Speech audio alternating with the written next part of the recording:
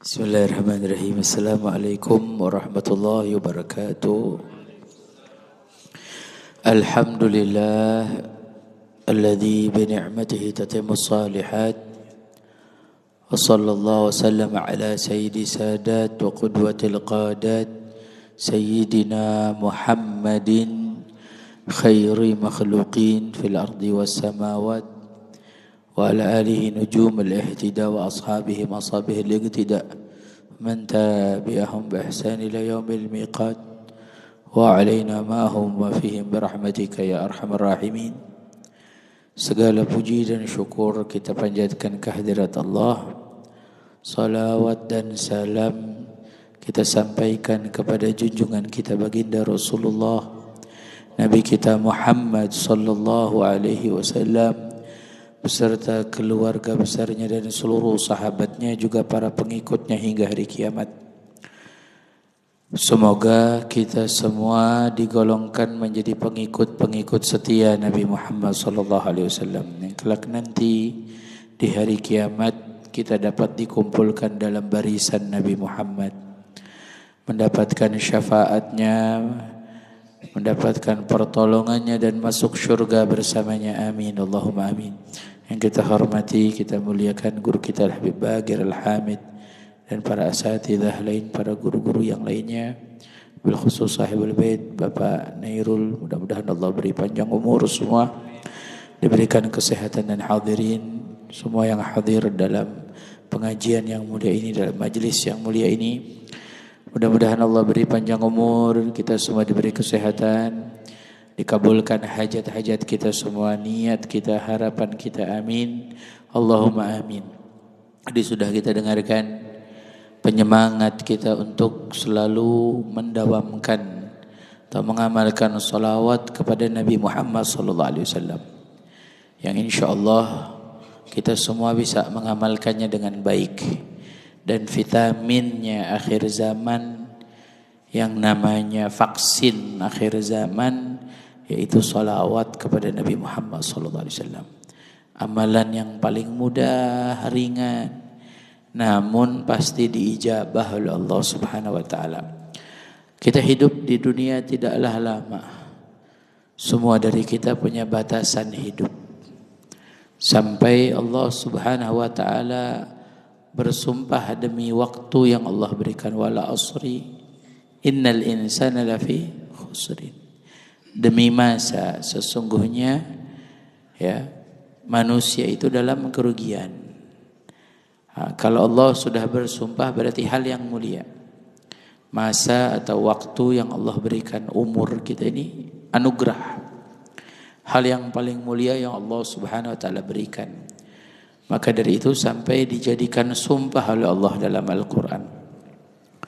Untuk apa? Untuk kita memperhatikannya. Dan Allah Subhanahu wa taala singgung, innal insana lafi khusrin, sesungguhnya manusia dalam kerugian. Apa maknanya? Manusia yang hanya sekedar menjadi manusia rugi di sisi Allah. Kita manusia, tapi kalau kita cuma menjadi manusia rugi, hanya menjadi manusia rugi. Ya, hidup, lahir, tumbuh besar, dewasa, menikah, punya anak, punya cucu, meninggal dunia, selesai. Apakah hanya ini saja hidup kita di dunia lah? Nah, ini kalau hanya ini saja rugi. Yang kita renungkan setiap hari apa? Hari-hari kita lewati, waktu-waktu kita lewati.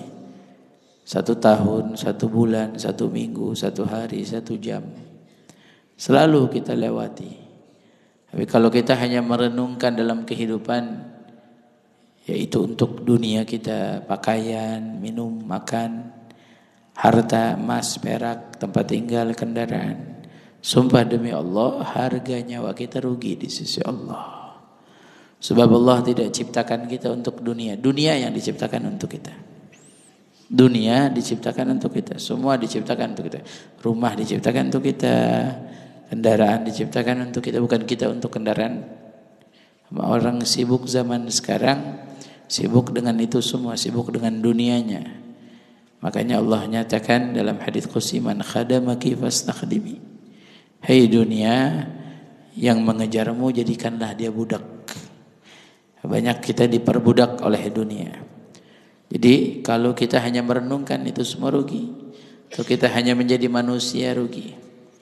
Allah kasih kata kuncinya manusia yang beruntung. Siapa? Illal ladzina amanu wa amilus salihat. Yang beruntung mereka orang yang beriman. Insyaallah kita duduk di majelis seperti ini bersalawat kepada Nabi Muhammad sallallahu alaihi wasallam, berzikir, duduk dengan orang-orang mulia, dengan orang-orang baik, dengan orang-orang soleh. Ini menambah iman kita insyaallah. Manusia itu setiap waktu dan saatnya harus menjadikan imannya selalu bertambah. Wa amilus salihat, dan juga beramal saleh, amal salehnya juga bertambah. Insyaallah majelis mulia ini menjadi catatan amal soleh untuk kita. Dulu ada satu ulama di zaman salaf namanya Imam Syakik al-Balkhi. Imam Syakik ini wafat tahun 129 Hijriah. Berarti masih 200 tahun setelah Rasulullah, atau 300 tahun setelah Rasulullah. Zaman itu disebut zaman salaf. Makanya kita ada kaidah harus mengikuti salaf. Ini ulama-ulama salaf. Sebab orang banyak zaman sekarang menyebutkan ayo ikut salaf, manhaj salaf. Tapi mereka tidak mengikuti ulama-ulama salaf. Bahkan mereka tidak kenal siapa ulama salaf. Bagi mereka ulama salaf yang menyetujui keinginan mereka. Bukan kita yang mengikuti ulama salaf. Imam Syakik ini punya murid namanya Hatim al-Asam. Pernah ditanya, hai Hatim, sahabtani 30 sanah, madza hasalt? Hai Hatim, kamu belajar dengan saya mengaji 30 tahun. Beliau enggak katakan belajar dengan lafaz kamu jadi murid saya atau mengaji atau belajar, tapi bersahabat. Ya, makna bersahabat artinya menemani, mempelajari ilmu. Dalam waktu 30 tahun, bukan sedikit. 30 tahun itu lumayan. Kita mengaji berapa tahun dengan guru kita? Zaman sekarang banyak orang baru berapa bulan dah merasa dirinya paling hebat. Orang tuanya disalahin, gurunya disalahin. Ini 30 tahun. Dulu dalam riwayat Imam Ahmad bin Zain al-Habsyi, pengarang kitab Risalatul Jami'ah, belajar dengan gurunya Imam al-Haddad 40 tahun. Jalan kaki kurang lebih jaraknya dari sini ke Banjarmasin. Tiap hari jalan kaki. Menuntut ilmu di zamannya. Ya, kita alhamdulillah banyak wasilah. Nah, ini nasihat supaya kita jangan sampai lepas dari menuntut ilmu. Apa yang ditanya, apa yang kamu dapatkan selama 30 tahun? Dia katakan satu di antaranya, saya lihat manusia ini punya kekasih. Semua makhluk punya kekasih, punya pasangan, atau punya yang dicintainya. Ada suami cinta dengan istrinya, ada istri cinta dengan suami. Ada orang tua mencintai anaknya. Ada yang mencintai hartanya, mencintai kendaraannya. Tapi semua kekasih hanya menemani kita sampai saat kita sakaratul maut.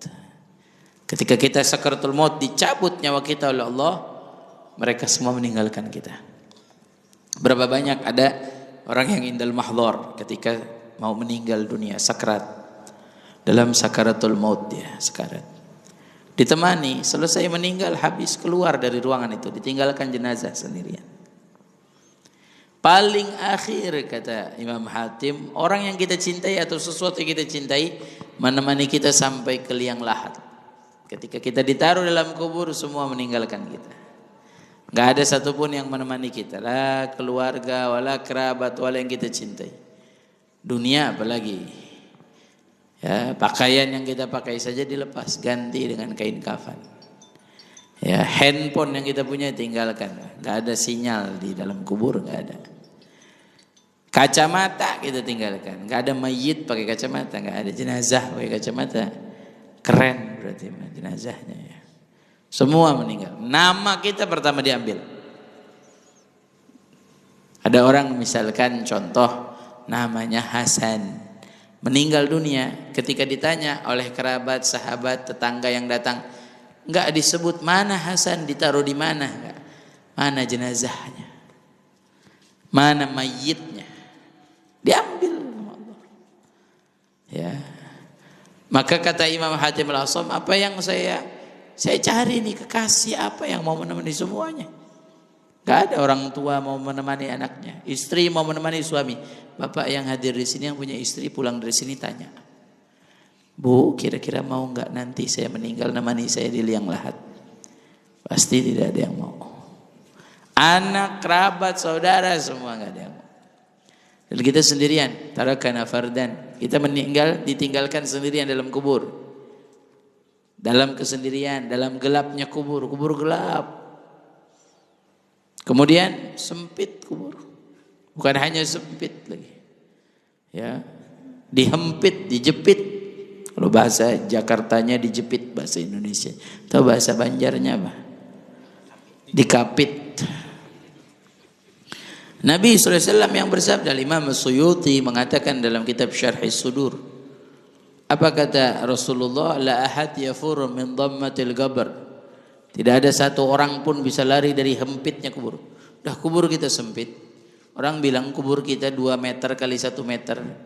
Hakikatnya kubur kita depan kita tanah, kita cium, belakang kita papan yang nutup. Bukan 2 meter kali 1 meter. Itu lubangnya 2 meter kali 1 meter. Gak ada yang bisa meluaskan kubur kita. Gak ada yang bisa mencahayakan kubur. Gak ada yang bisa menghibur kesendirian kita.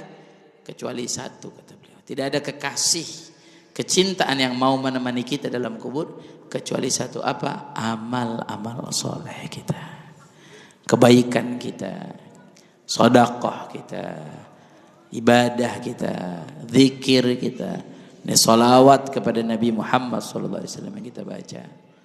Dan amal-amal soleh yang lainnya itulah yang menjadi cahaya dalam kubur kita. Maka dari itu kata Imam Hatim Al-Asam, maka saya jadikan satu-satunya kecintaan yang paling saya cintai adalah amal-amal soleh. Tidak ada nasihat yang ingin saya sampaikan melainkan ayo kita tingkatkan amal-amal soleh. Yang kedua yang saya ingin sampaikan, jangan jauh dari orang-orang soleh kalau kita mau beramal soleh. Kita ingin melakukan amal soleh, belajar dari orang soleh. Duduk dengan orang soleh, duduk dengan ulama, duduk dengan guru-guru kita. Majelis seperti ini insya Allah menjadi majelis yang penuh barokah. Sebab berkumpul semua orang-orang soleh. Kita kalau duduk di majelis seperti ini nggak ada cacian, nggak ada makian, nggak ada pikiran yang buruk, ya, nggak ada pandangan-pandangan yang buruk. Tapi kita duduk dengan ketenangan, dengan zikir, dengan sholawat. Insya Allah ini menjadi cahaya nanti dalam kubur kita insya Allah. Jangan jauhi guru, jangan jauhi ulama. Guru kita sudah satu persatu diambil oleh Allah. Satu persatu habis. Siapa lagi yang kita mau pegang rantainya? Siapa lagi yang kita mau pegang talinya? Ya, ada salah satu saya punya guru.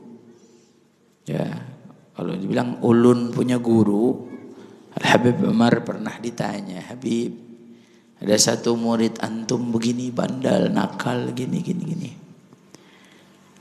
Tapi kata beliau apa? Pesankan kepada dia, sampaikan satu, jangan jauhi guru, kata beliau. Murid kalau dekat dengan guru, mau terbang kemana saja, talinya tetap dipegang oleh gurunya. Mau kemana saja kita kalau punya guru dipegang talinya. Mau kemana dia dipegang. Artinya insya Allah kalau kita punya guru, insya Allah kita selalu dijaga oleh Allah Subhanahu Wa Taala, terbimbing. Ya, kadang kalau kita salah jalan juga, tali itu masih ada, kita bisa ditarik menuju jalan yang benar. Tapi kalau hidup kita nggak punya guru, kita nggak punya syekh yang kita hormati, nggak punya guru yang kita ikuti, kita panutkan, habislah sudah. Habis, tidak ada daya, tidak ada upaya kita. Insya Allah mudah-mudahan kalau di sini di Martapura, di mana di Banjarbaru ya, di mana nih masuknya? Cempaka ya. Insya Allah mudah-mudahan kita istiqomah. Banyak guru-guru kita hadiri majelisnya, hidupkan, syiarkan. Insya Allah menjadi keberkahan buat kita semuanya. Amin ya Allah ya Rabbal Alamin. Ini yang bisa saya sampaikan, tidak ada kata-kata melainkan ingin memberi semangat kita. Ya, jangan jauh-jauh dari ulama dan jangan sampai kita benci dengan ulama. Benci dengan habaib dzurriyyah Nabi sallallahu alaihi wasallam. Benci dengan guru. Walaupun guru itu punya perbedaan dalam pandangan, dalam dakwah. Tapi semua mereka punya guru berjuang. Selagi mereka menyampaikan yang hak itu hak, yang batil itu batil, jangan sampai kita benci. Kita lihat sekarang di media sosial banyak orang mulai mengajarkan benci sama ulama, benci sama guru, benci sama keluarga Nabi sallallahu alaihi wasallam. Ya, darahnya ulama itu racun. Darahnya ulama racun. Kenapa? Dagingnya ulama itu seperti racun. Racun kenapa? Orang yang membicarakannya, menjelekkannya, mati dia dengan racun. Hancur dia dengan racun. Makanya kalau ada orang menghina ulama, menghina guru, menghina dzurriyyah Nabi sallallahu alaihi wasallam, itu orang sebenarnya yang seperti itu anggap aja hidupnya nggak ada itu. Seakan-akan dia nggak hidup itu, karena dia udah dalam kebodohan. Dia berani menghina orang yang mengajarkannya ilmu, memberi kebaikan, mengajaknya pada kebaikan. Insyaallah mudah-mudahan nggak ada di sini seperti itu. Amin.